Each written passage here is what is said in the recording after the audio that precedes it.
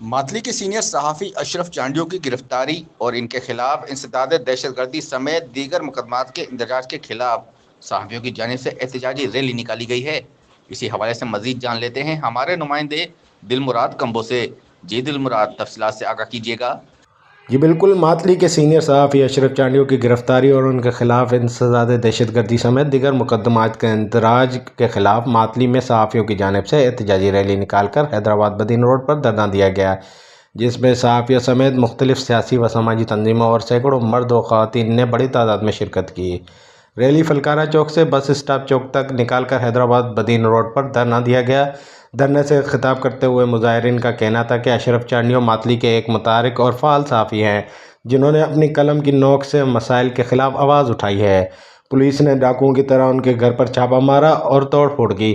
مظاہرین نے مزید کہا کہ صحافی اشرف چانڈیو اور ان کے بھائی کو گرفتار کر کے ان کے خلاف انسداد دہشت گردی سمیت دیگر مقدمات درج کیے گئے ہیں۔